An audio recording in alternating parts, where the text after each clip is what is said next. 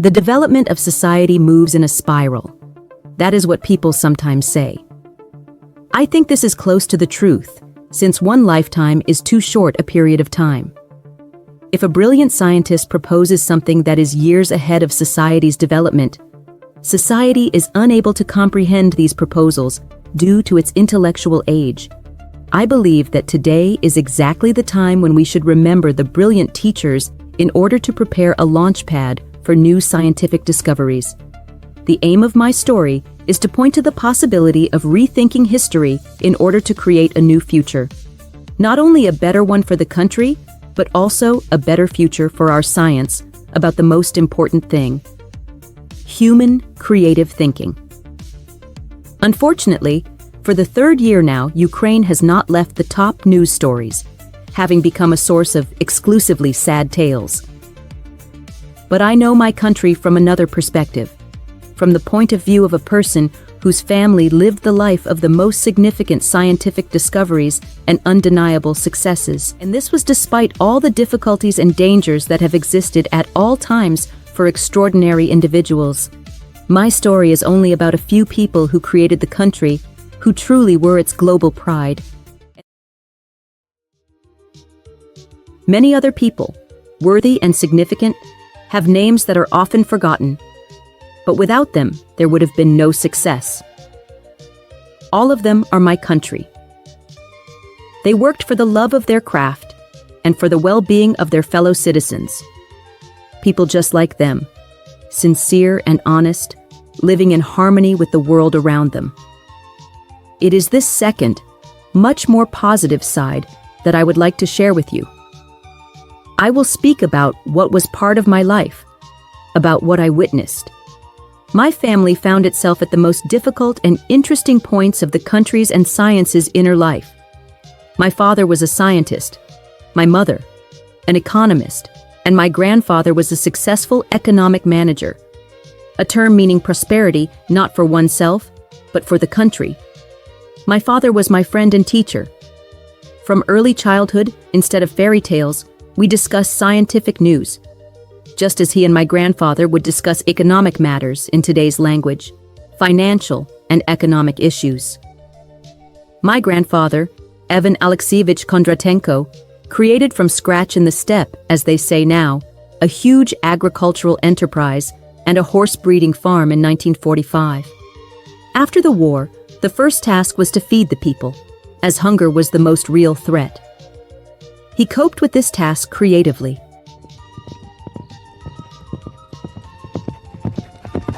There was no equal to his brainchild, from record wheat harvests to the pride of the Zaporizhzhia horse breeding plant, the Orlov trotter champion Vidguk. After this horse, a record holder in the 1600-meter distance in Paris, performed, people were willing to pay 80,000 rubles in gold.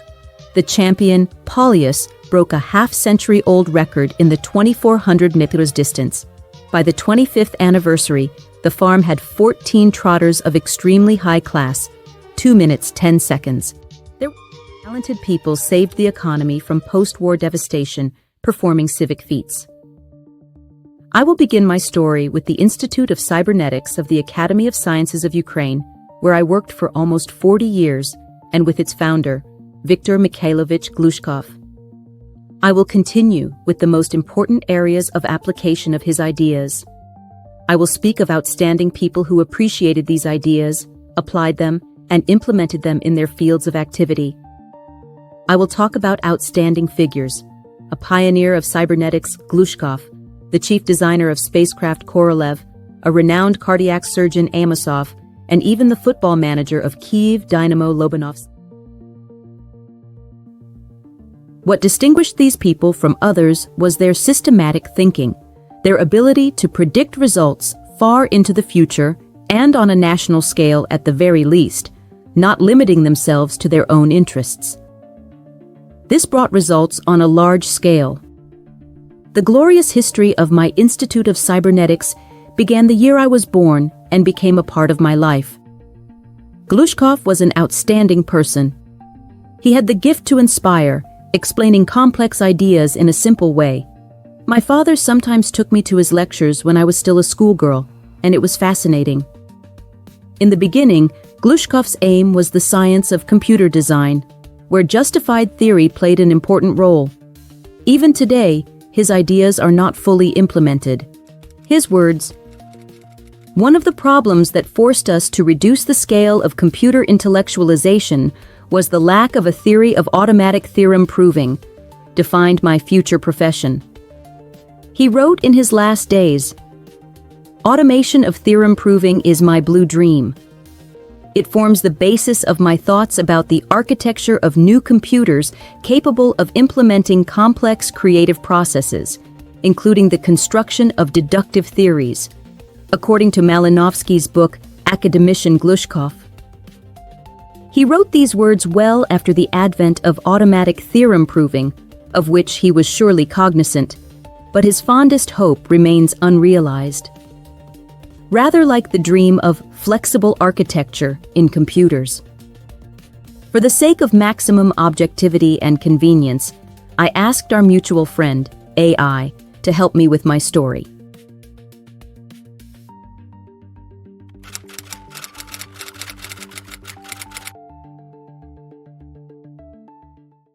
Okay, let's unpack this one. We're diving into the work of Viktor Mikhailovich Glushkov. Right, the Soviet computing pioneer. Exactly. Brilliant mathematician first, then computing. And his ideas, honestly, they still sound startlingly futuristic, almost sci-fi. Oh, absolutely. Way ahead of his time.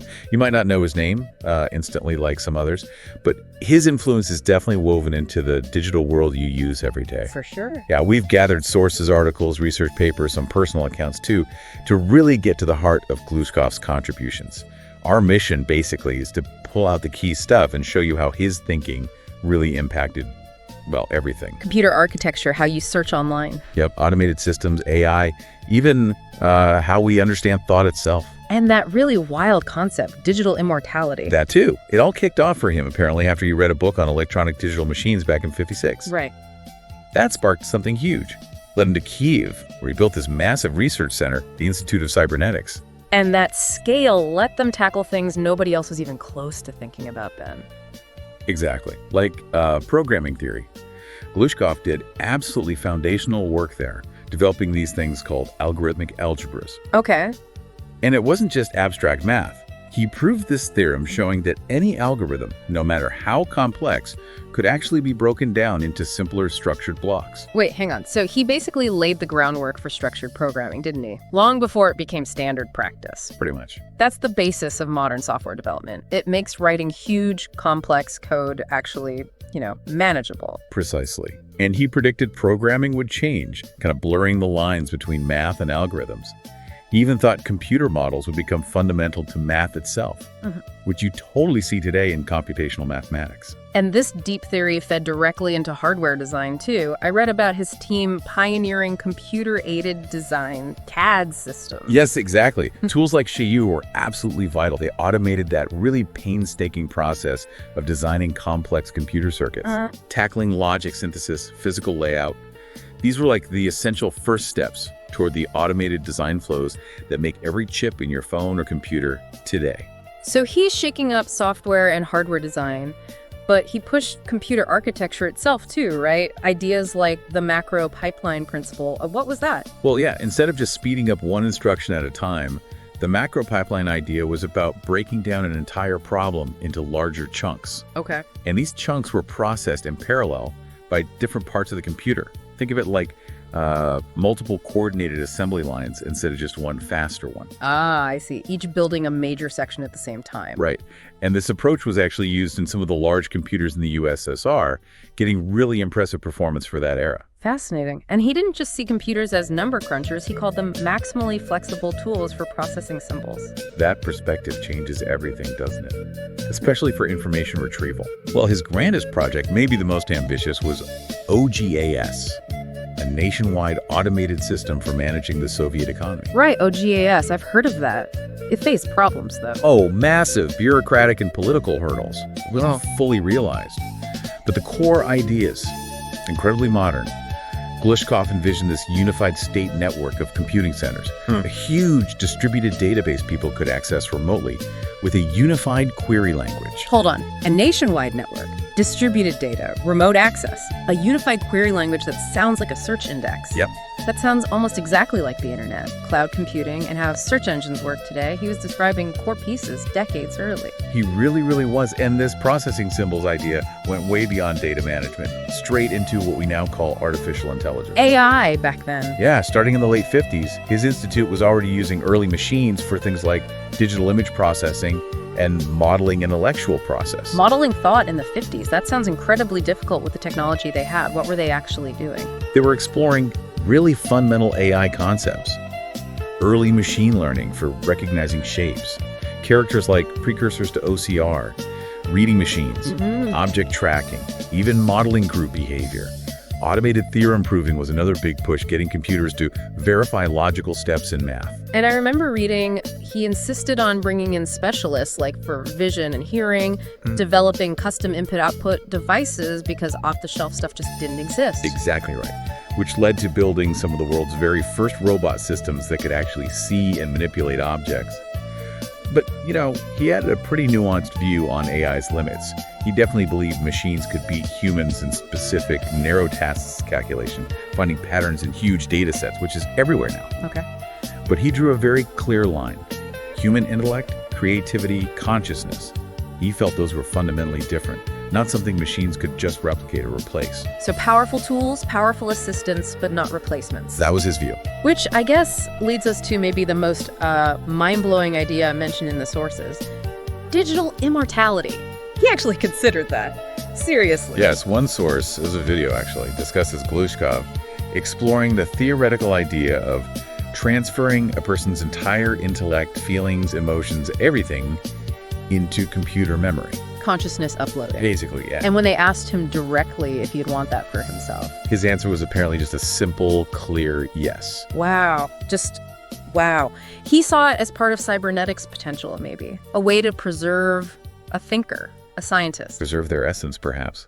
A profound take on legacy, captured digitally. Alongside these huge visions, though, he was also practical. Specialized machines, right? Like the Dnepr computer and the MIR series. Absolutely. Dnepr was an early control computer, vital for automation. And the MIR series, yeah, those are really key. Why MIR specifically? Because they had hardware specifically designed to support a high-level programming language, one tailored for engineering calculations. So it made complex math easier for engineers who weren't necessarily like hardcore programmers. Exactly. It made complex tasks much faster, more accessible. It really anticipated the idea of a personal scientific workstation or, dedicated computers for specific jobs that you use all the time today. So, okay, let's pull it all together. Glushkov's influence seems immense. Foundational theory, practical hardware, CAD, large-scale systems like OGAS, pioneering AI, specialized machines like MIR. His vision was just incredibly farsighted. It really was. And so many of his concepts, even the ones like OGAS that hit those huge political roadblocks, they just resonate so strongly with the tech you use constantly. Cloud computing, AI acceleration in your pocket. It's all connected back. It really makes you stop and think, doesn't it? If cybernetics, like Glushkov thought, gives us this glimpse into the future, and if machines can augment us, maybe even, as he considered, house parts of our consciousness, what does that actually mean for knowledge, for society, for how we even define ourselves? Big questions. You really have to wonder what Glushkov would make of today's AI explosion and, well, the global network we live in now. Проблема обоснования мыслительных процессов. Когда я стал заниматься математикой, то меня тоже тянуло к пониманию того, каким образом происходит процесс сам математического мышления, каким образом человек приходит к доказательствам.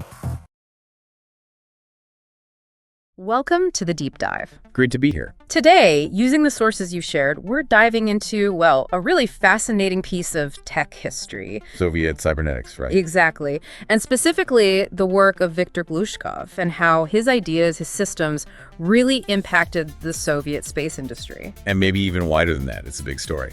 It is. So our mission, basically, is to follow the timeline the sources lay out, see how his contributions unfolded. Conceptually, chronologically, Glushkov was truly foundational in Soviet computing and automation. A real pioneer. You can see his influence weaving through some massive technological efforts. Definitely including space exploration, yeah. Okay, so let's start where the sources suggest that early period, say 1958 to 65. Right, a key time for getting computing off the ground in Ukraine and the USSR generally. And what was Glushkov's main focus then? It wasn't just about building number crunchers, was it? No, not at all. He was already thinking bigger about intelligent machines, as he put it. Intelligent machine. Yeah, elevating machine language, making it more sophisticated, capable of more than just sums. And that thinking led directly to a specific machine, the Kiev. Absolutely, the Kiev machine. And this is where it gets quite interesting. The sources really highlight this. Go on. Kiev became the first system in Europe for digital image processing and modeling intellectual processes too. Back then, in the late 1950s. That's right, late 50s. So while people often think of AI history starting elsewhere, they were doing practical research on image recognition, even sort of goal-oriented behavior, using Kiev. That's pretty advanced for the time. It really was.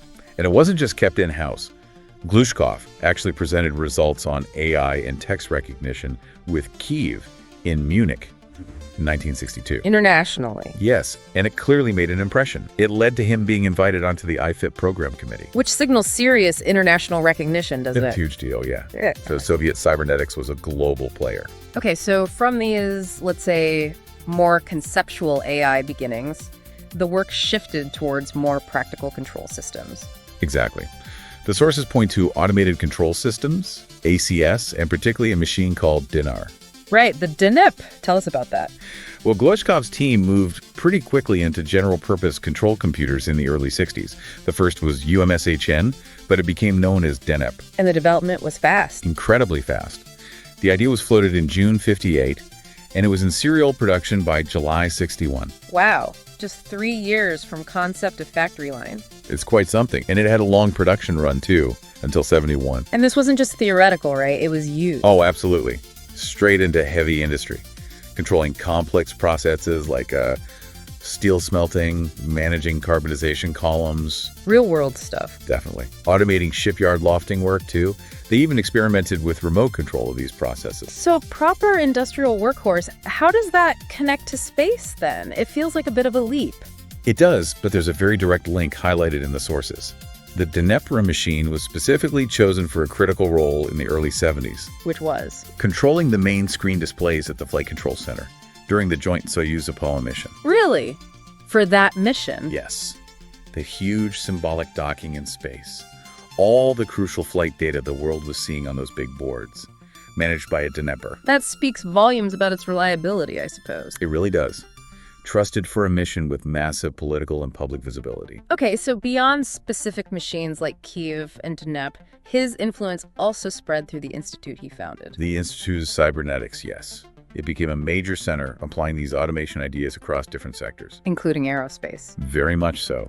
The sources mention significant work automating processes for key players like MPO Korolev and the Tupolev Design Bureau, both vital for space and aviation. So providing computational muscle behind the scenes for design and development. Exactly, complementing the control systems used in operations. And then there was his grand vision, OGAS, the nationwide system. OGAS. That was perhaps his most ambitious concept. A national automated system for information and management across the entire Soviet economy. Ahead of its time, perhaps? Definitely. And incredibly complex, politically too. It wasn't fully implemented. But the ideas. The core ideas were powerful. Integrated information networks, automated management. You can sort of see the conceptual seeds of things like modern e-governance or large-scale data systems in that vision. Even if it didn't fully materialize then. Right. And importantly, his institute also focused heavily on education, setting up university departments, training specialists, creating a whole scientific school.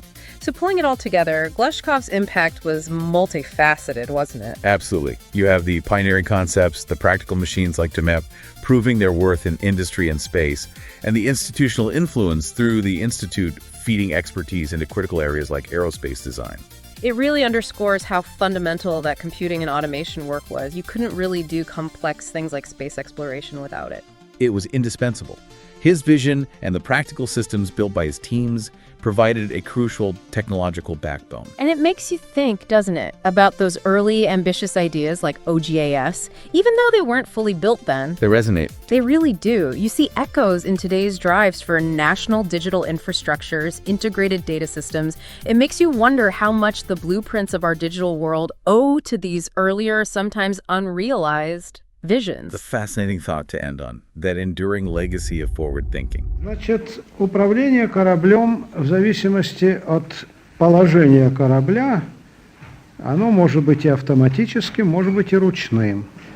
Вообще говоря, в момент подготовки к выходу командир стабилизирует корабль и после этого выключает систему ориентации, и космонавт начинает выход. Если будут намечаться возмущения во время полета, он включает автомат. И автомат в определенных пределах может отработать, так сказать, стабилизацию корабля, сохранив ее такой, какой это нужно при выходе. И если будут какие-либо сильные возмущения почему-либо, то командир может взять ручку управления на себя и резким достаточно движением поправить положение корабля и снова перевести его на автомат. Так, как это делается на самолетах. Okay, let's dive into something pretty unexpected today. Definitely. Imagine this. Top-tier football success, driven not just by skill, but by cutting-edge Soviet computer science. Sounds almost like fiction, doesn't it? But it's real.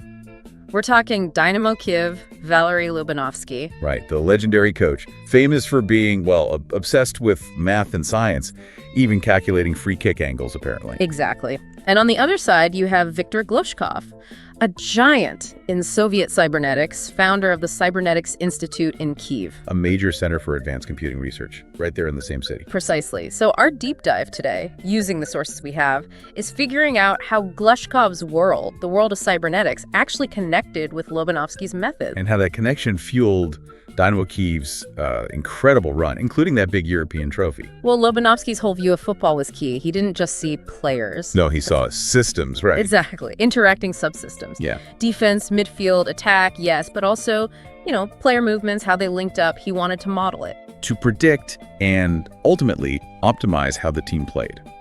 Like a machine. Sort of, yeah. A very complex human machine. And this thinking fits perfectly with how cybernetics was developing in the USSR. Because initially it wasn't popular. It was seen as reactionary pseudoscience. That's right. But then the need to manage the Soviet economy, all that complex information, suddenly cybernetics became very useful. A tool in the service of communism, as they put it. And Glushkov was central to that shift, proving its practical value, especially with his institute in Kyiv. So his work wasn't just theory. It was about modeling complex systems. Yes, modeling, optimization, understanding how intricate parts could work together more efficiently. You see the link to Lobanovsky. Clearly. Optimizing how the team's subsystems worked on the pitch. So how did Glushkov's ideas actually make the jump? Well, the sources point to a direct connection. We know a scientist working closely with Lobanovsky used methods and ideas directly from Glushkov's work, applying that systematic mathematical approach to analyzing football. Wow, so taking cybernetic principles straight onto the training ground, essentially. And it seems it wasn't just borrowing ideas from afar. Viktor Glushkov's daughter, Vera Glushkova, actually mentioned that her father and Lobanovsky were in contact several times while they were developing these football game models. So direct interaction between the cybernetics pioneer and the football innovator. That's incredible. It really is. Which brings us to the big question. Did it work? Did it translate to, actual results? Well, the evidence points strongly towards yes. Specifically, Dynamo Kyiv's huge win in 1975. The UEFA Cup Winners' Cup, that wasn't just a fluke. Many saw it as the proof of this scientific approach. Absolutely. The final, May 14th, 1975, in Basel. They beat Ferencváros, the Hungarian side, quite convincingly. 3-0, wasn't it? Goals from Ola Blokin. The legend, yeah. And Volodymyr Onyshchenko got 2. It was a display of what looked like, perfectly coordinated football. And the sources mentioned that whole squad guys, like the keeper Yevhen Rudikov, midfielders, Viktor Koletov, Vladimir Munchian, they were all part of this system. Coached and trained under this philosophy, this systematic, almost scientific method guiding their tactics. So looking back, this whole story, it's It's a fascinating blend. It really is. You've got high-level scientific theory, cybernetics, driven by people like Glushkov. Being applied by Lobanovsky and his colleagues to something as fluid and, you'd think, intuitive as football. Yeah, it just shows the power of taking a structured, analytical look at something seemingly chaotic. It really makes you think, doesn't it? And maybe a final thought for you listening.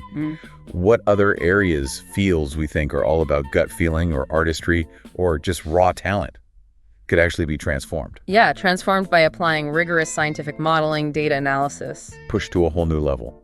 Something to ponder. Тренер должен иметь видение свое футбола. Причем он должен немножко смотреть чуть-чуть вперед. Он должен иметь несколько моделей игры. Но сейчас уже никто не пугается этих слов. Раньше очень почему-то боялись и не понимали. И говорили, что вы из футбола там науку делаете. Okay, let's unpack this deep dive. We're looking at some really fascinating work today. Yeah, from two Soviet scientists, Viktor Glushkov and Nikolai Amosov. Right. And they were applying cybernetics, that's the study of control, communication in animals, machines, to biology and, well, human thought itself. And they weren't shy about the big questions like, could we build AI that could match or even, surpass human intelligence? Exactly. So we've got sources on their theories, their models, some really ambitious visions they had. Our goal here is to pull out the key insights on this whole brain and machine problem and what it might mean for us, today and for the future of AI. Right. So, starting point. Viktor Glushkov, a real pioneer in Soviet cybernetics and AI. And this was early days, right? Like 1950s early? Yeah, the 1950s, when AI was mostly just sci-fi. He was crucial in setting up the Institute of Cybernetics in Ukraine. Okay, and then there's Nikolai Amosov. How does he fit in? Well, Amosov was actually a very prominent surgeon. Glushkov sort of drew him into cybernetics. Interesting. From surgery to cybernetics. Yeah, and he became a major force in biocybernetics, medical cybernetics, led a department focused on it for over 30 years. So what was his big idea, his revolutionary angle? He had this concept of studying complex biological systems. He called them type of living systems, purely on an informational level.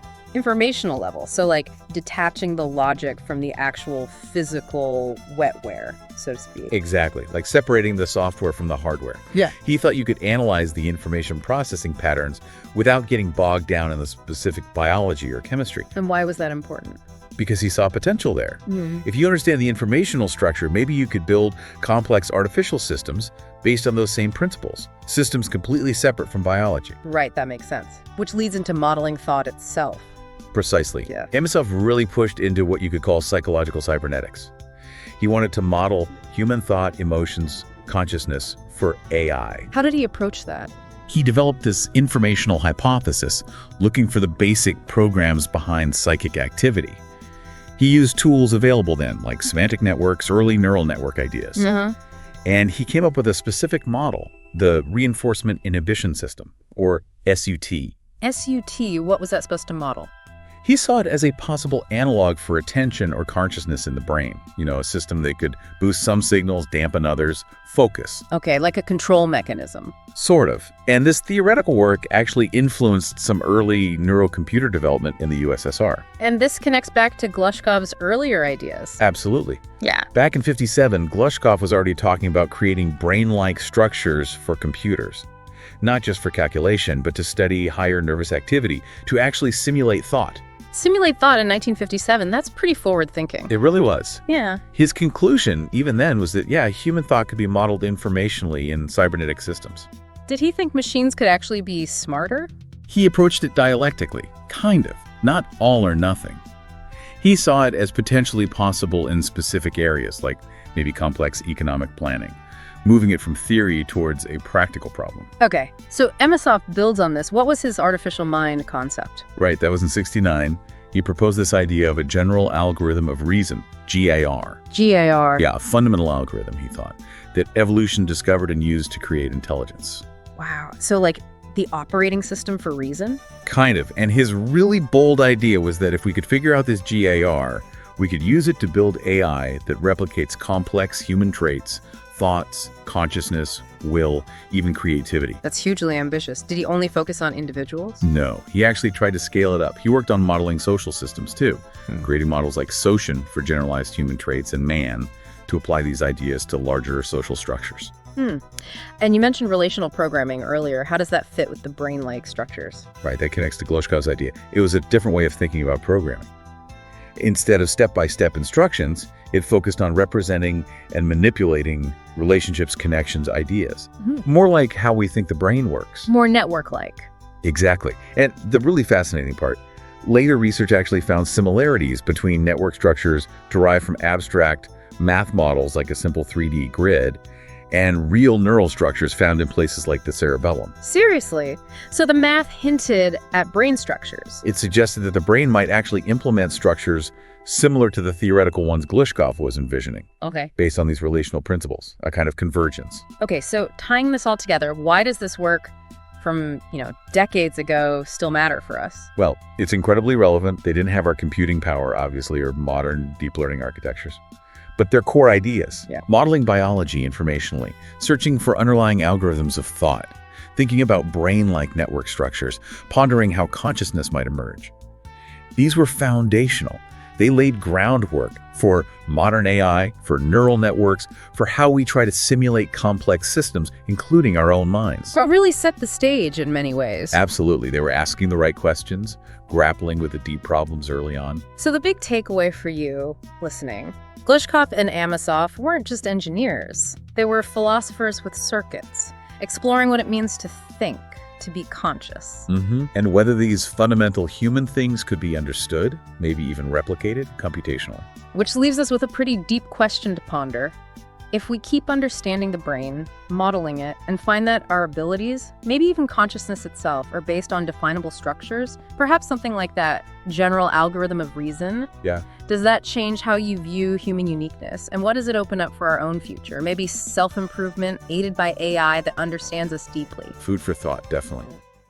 А искать счастье в информации и искать счастье в информации в напряжении. Ну, напряжение может быть только физкультурное, но надо иметь напряжение в деятельности, направленное на людей. И вот таким совсем несложными, абсолютно прописными истинами, если человек знает, то он может увеличить количество своего счастья. Это и моя жизненная программа.